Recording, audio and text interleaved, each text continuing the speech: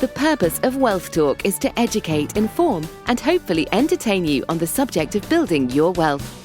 WealthBuilders recommends you should always take independent financial, tax, or legal advice before making any decisions around your finances. Welcome to episode 157 of Wealth Talk. My name's Christian Rodwell, a membership director for WealthBuilders, and I'm joined today by our founder, Mr. Kevin Whelan. Hello, Kevin. Hello, Chris. Good to be with you again. What troubled times we're living in right now, sir. Indeed. Well, we just had news today when we're recording that for the first time ever, the cost of filling up a tank for the average car is over £100 now of petrol. So, definitely we're seeing this rise across multiple areas. This is obviously not worrying for me because I have an electric vehicle, but the price of electricity is going to go up, so I'm not going to stay smug for too long. However, wow, I mean, it's just the craziness that's going on right now. We're seeing there'll be pressure on bank base rates. We know the inflationary pressure is in there. The government have just put the triple lock back in on pensions. So, there are small bits of good news out there, but fundamentally, the sort of macro picture, and Chris, I'm an economist by training, and there's two types of economics, macro and micro. Macro, big picture. Micro is how does it affect you? And you need to know both. So the macro picture will always have some impact, but I think most people don't really think through what is the macro picture, what's the micro picture, how do I work out what to do? So consequently, most people just get it plain wrong.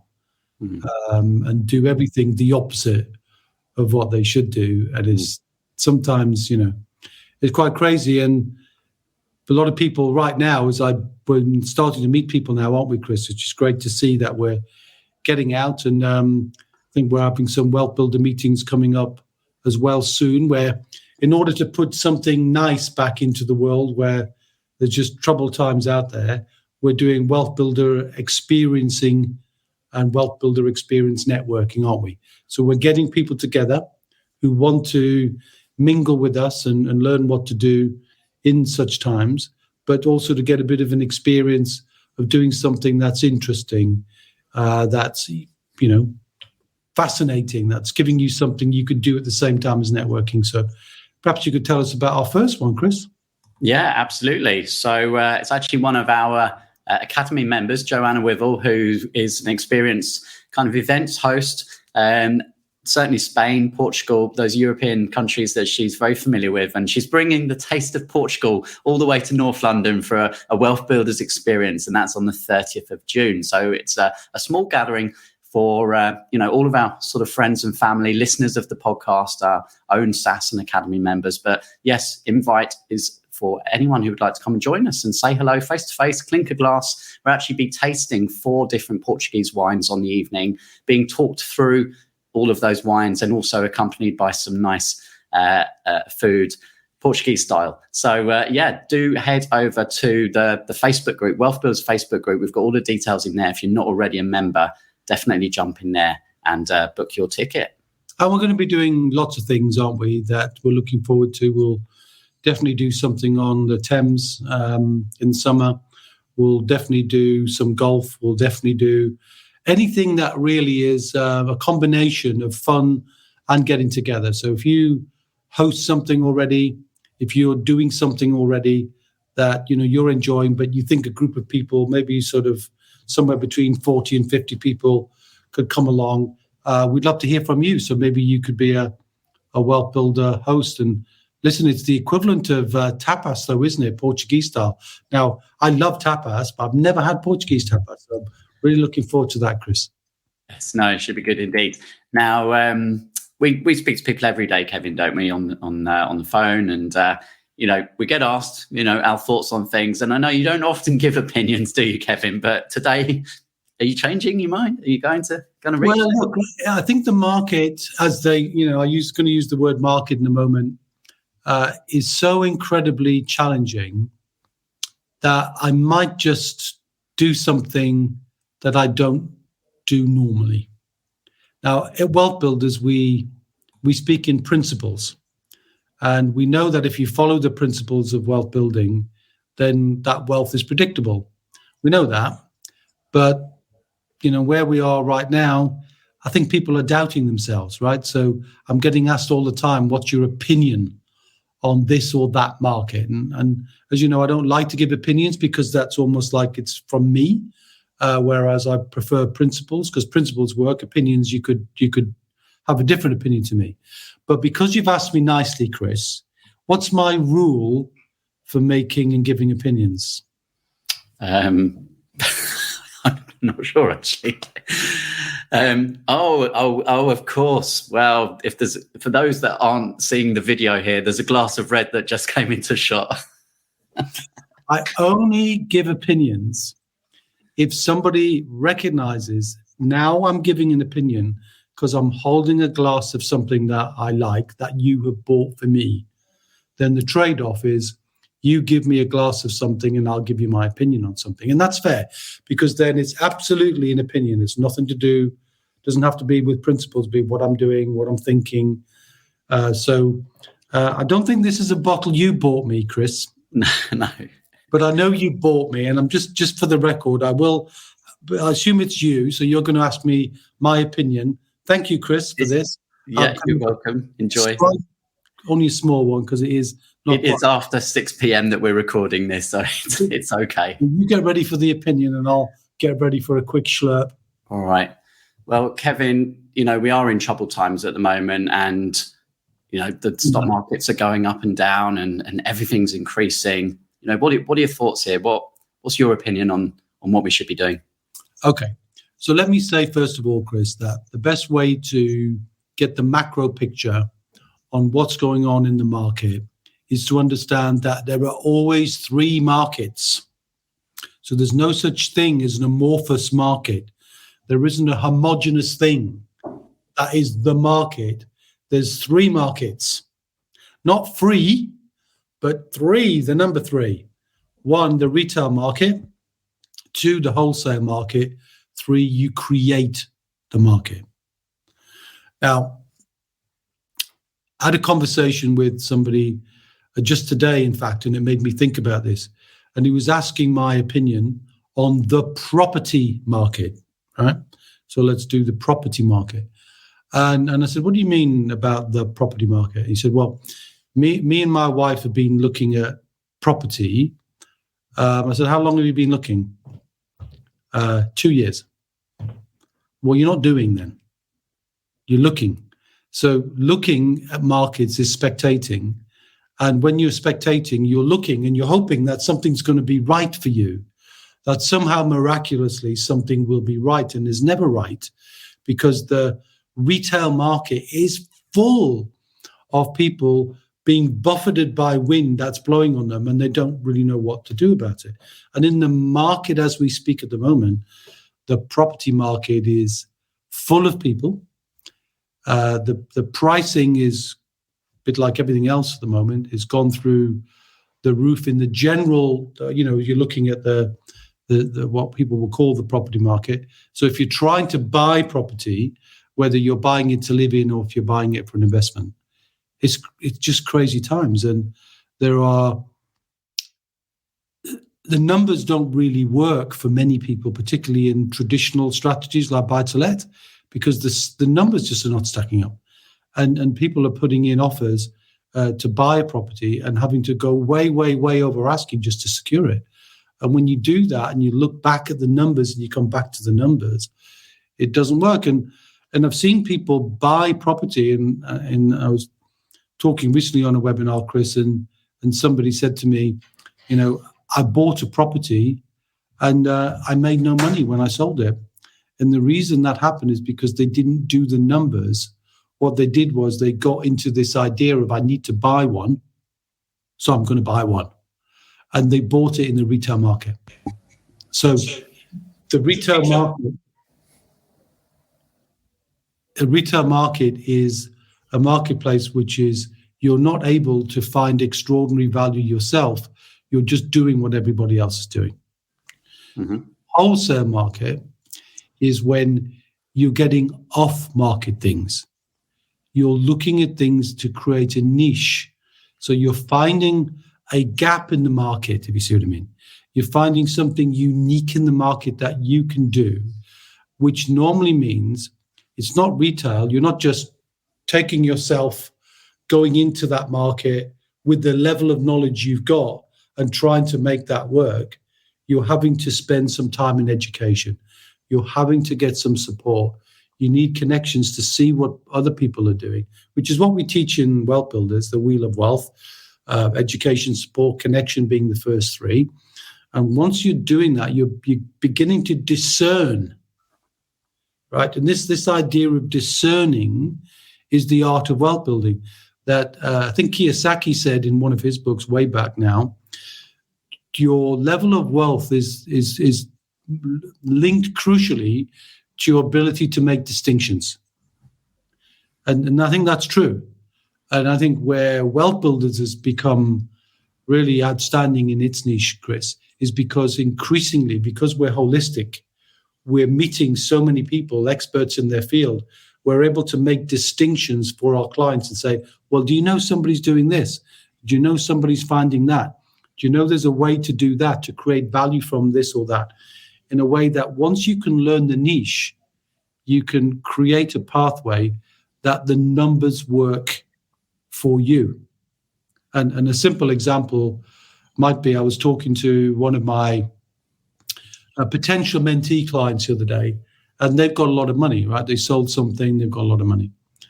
And I said, well, what you've got is a lot of money with no knowledge, right? Which is very dangerous, of course. As we'll come on to the Hokey-Cokey in a moment.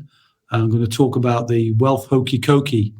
Not a good thing, very dangerous thing. But anyway, the point is about when you've got a lot of money and no knowledge is very dangerous. So if you can get the knowledge, and I said, well, look, the knowledge, what knowledge should I get? It's so broad, it's so wide, it's so vast. So we'll just think about where your leverage is. You've got great financial leverage and you've got time.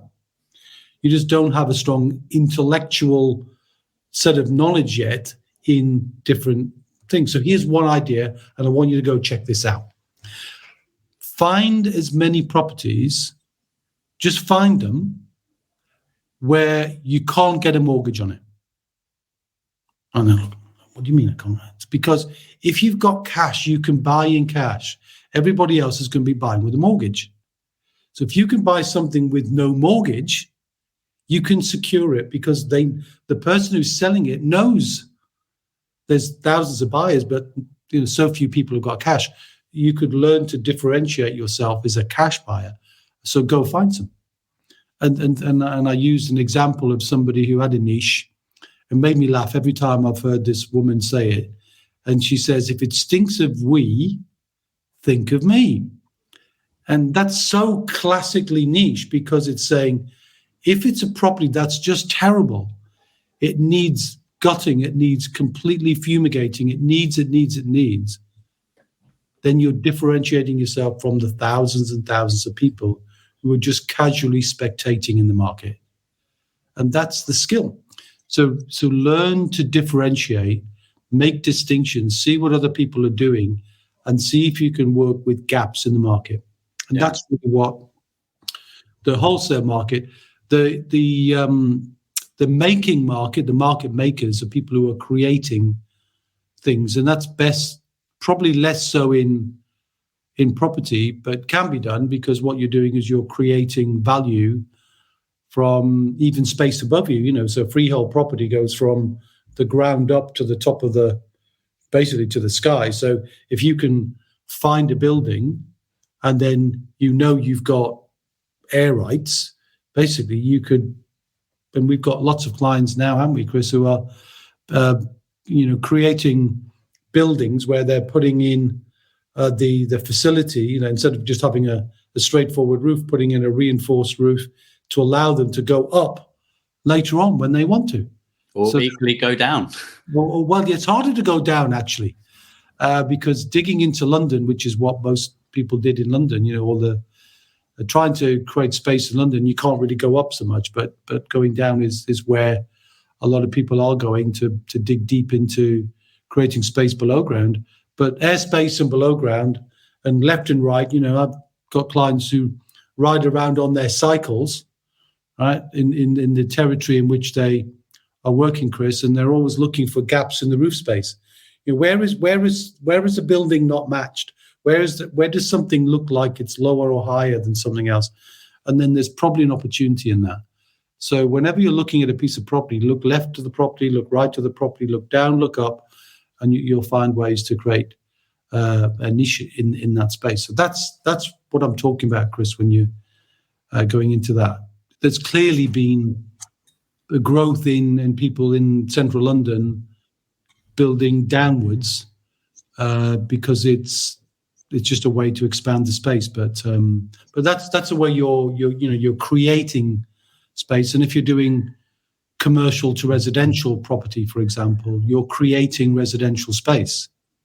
So there's definitely more money, more wealth to be made in the creation market when you're creating a market than if you're in the retail market. So it's better to be not in the retail market, learn in the wholesale market, and then finally get to a place where you can create. Now, this is more true in the stock market, Chris, where we know the vast majority of people who build their wealth, the 95%, building their wealth traditionally, aren't they, in the home they live in, their pension, their investments, and both the pension investments predominantly invested in the stock market. And the stock market equally is broken down into three: the retail stock market, the wholesale market, and the creator market. You don't want to be in the retail market again. Everything retail is you're paying the highest price for the lowest value. That's really what happens there. So when you're in the retail market, and we've done many podcasts on this, Chris, and certainly we cover this in debits, in the S for stock market fees, you're almost always paying so much more in fees to institutions, platforms, custodians, advisors, that the overall cost of getting access in the market, the stock market, is not delivering value. So the net return, because when you're paying lots of fees, the stock market is investing in shares, isn't it, anyway, in other companies, and the long-term return will be somewhere between 6 and 7%, say, from a macro perspective. That's what we expect the long term. Well, if you're paying 2% in fees and you're getting 6, you're going to get 4, which means a third of your money is going in charges and fees, and that's really bad value for money. So the best thing to do is go into the wholesale, where instead of using intermediaries for everything, use that service or some expert to get some guidance, and then do it yourself. So you do it through a wholesale. So you can buy into ETFs, you can buy into low-cost trackers, you can go into SSAS, where you can control the pension for yourself. And we've got lots of clients who've done that. So when you're doing things for yourself, or at least learning what needs to be done, then you can determine exactly what you want to do and exactly what you want to pay for. But the thing that you're doing is you're negotiating often. So instead of just paying what you're paying, can you eliminate that? Can you reduce that? Negotiate that?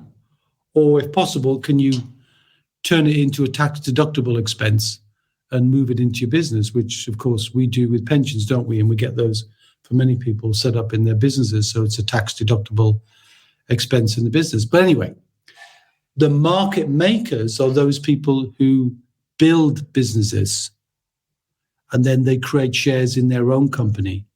And that's what I prefer to do. I prefer to build businesses because the ROI is infinite. You're not limited to 5 or 6%, and you're not paying fees for it, because you're building and you're creating and then you're scaling and then you're exiting. And I think there's much more value to be done that way. And I suppose if you think about franchising, Chris, that's a way to create a market. Action Coach and Brad Sugars, who we've collaborated with recently, really, really nice business. The business owner, Brad Sugars, created the market. The coaches, to a certain degree, are in the wholesale market. You're getting the benefit, but they're not they're not an employee, where if you're an employee, you're at the retail market because you pay the most taxes and you've got the least value, because in order to be an employee, somebody else has got to get more value than you're worth in order to be worth paying you and taking the risk and paying you. So you see what I'm saying, Chris? That if you see yourself and just make that distinction, whatever you're doing, are you retail, are you wholesale, or are you a market maker? Where are you? And most people don't know where they are. And as a result, Chris, they do the hokey-cokey, right? And the hokey-cokey is, I'm in, I'm out, I don't know what I'm doing, and I'm shaking my head all about. I don't know what I'm doing because I'm not putting the time into educating, supporting, connecting, or doing due diligence. I end up going into something too quick, getting out of something too quick, with no reason at all than one word. And that word, which I've seen more in these circumstances than ever before, almost in my lifetime, Chris. I've been doing this for 30 years, as you know, and teaching it for 15. The concept is fear. Yeah. When people get fearful, they hokey-cokey. They FOMO. So they get into something without doing due diligence. What are people getting into more than anything else these days? Cryptocurrency. I'm not saying there's anything wrong with what people do. I'm saying they're getting in without understanding. There are potentially some ways you can create a cash flow from cryptocurrency. I'm not an expert in that, but people are not looking to get cash flow. They're saying the market's all over the place. I don't know how to create value. I better do this instead. And they hope that even though they've got a lack of knowledge, a lack of research, and a lack of due diligence, that somehow they're going to get lucky. And they never get lucky. You cannot substitute that for hard work. And the hard work is doing and following the wheel of wealth. And the other way, the hokey-cokey, when they get out of things, is what happens when people see a stock market crash. They get out. Wow. The worst time. It's the worst point to get out. And people get out all the time. They crystallize their losses. They get out and they get panicky and they move to cash. And, this is the danger of the stock market, because there's no real home for generating continual cash flow like you do in property, let's say, or in business or in intellectual property or joint ventures, where you've got the ability to create more value and restrict the risk to your value. So when you don't see that, you do the hokey-cokey and you turn around and it never comes back again, I'm afraid. And I'm seeing that more than ever before, Chris. So I don't want to be facetious about it, because this is life-changing and damaging for many people when they do that. So I encourage you to think about where you are. Are you retail, wholesale, or you're a market maker? And please talk to somebody before you do the hokey-cokey. Get somebody to talk to help keep you safe and sane when all around you people are losing their heads. And I think, as we've said many times as well, building wealth is about having a long-term plan. So it's not reacting to these, market conditions, which will come and go. They will always go up and go down. But if you zoom out, have a long-term plan, you'll be in a much safer space. Couldn't agree with you more, Chris. So, fear and reaction are both part of the same emotional response. And that's why I think it's always good to have somebody else, a buddy, a support group. And I encourage people to be in support groups. Get a support group around you, be in a network around you, talk before you take action, even just to get your opinion out and hear somebody else give you their opinion back. But seek opinions from peer groups where you've got a common interest, not down the pub or, with some random person. Try and surround yourself with people who've got a common interest in learning. Then you should keep yourself a little bit safer. Yeah. Well, good time to remind everyone again about our event on the 30th of June, a place to come and meet with like-minded people and ourselves. But even online, if you can't make it to London, please join our Facebook group. It's free. There's 2,500 Wealth Builders in there. So head to Facebook, search for Wealth Builders, all one word, you'll find us. Or just join our free membership, start to consume and watch some of our videos, our free content, our books, lots of free resources inside the free members area just for you to get started. Or if you're looking for something a little bit, more supported, then of course we've got the Academy. So, lots of options for people there just to get more involved. Yeah, and there are many, many support groups and many networks. So, go to, go to events, meet with people, watch out for, if it's a random event or an event where people are selling too much, watch out for that. But surround yourself with good people and build your network, because in the end, if you build your networks, you're going to build distinctions, because people have got different wealth dynamics from you. They've got different opinions to you. They've got different ways of thinking to you. And you'll also be, if you get into a really strong network, which I believe we are in terms of integrity and the community, it always comes out in our reviews, Chris. Did you do a review? Not yet. No, not yet. We've got one lined up, ready to go. So I better mention community, otherwise I'm in trouble. No, we always love to read out our latest reviews. So why don't we head over to Trustpilot quickly? And we've got one here. Goes under the name of Slate Property. I think we might know who that is. They've said, Kevin, Paul, and the team helped us navigate the process of transferring our existing SaaS from another administrator. They helped to make the transfer as seamless as possible. Communication and support was great throughout, and we've now been with the team for over a year. The documentation, support, and overall service are streets ahead of the previous administrator, first class.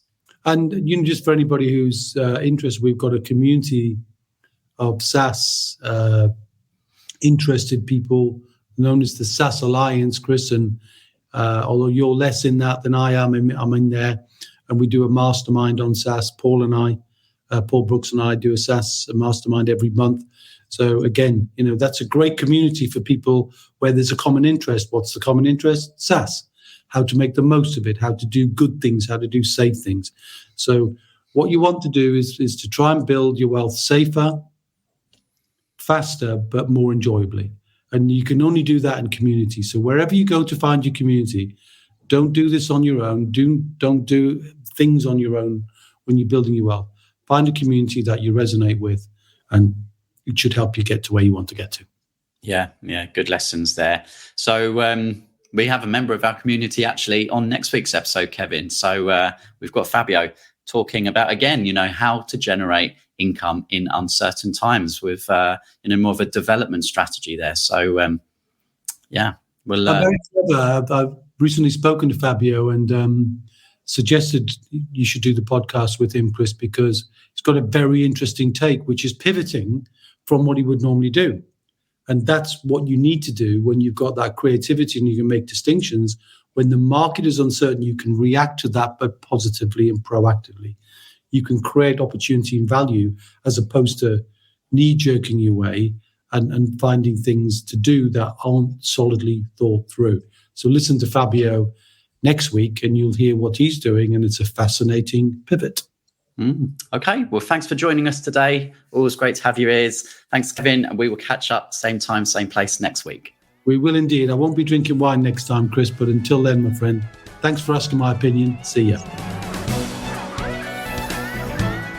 We hope you enjoyed today's episode. Don't forget that we are constantly updating our resources inside the Wealth Builders membership site to help you create, build, and protect your wealth. Head over to wealthbuilders.co.uk/membership right now for free access. That's wealthbuilders.co.uk/membership.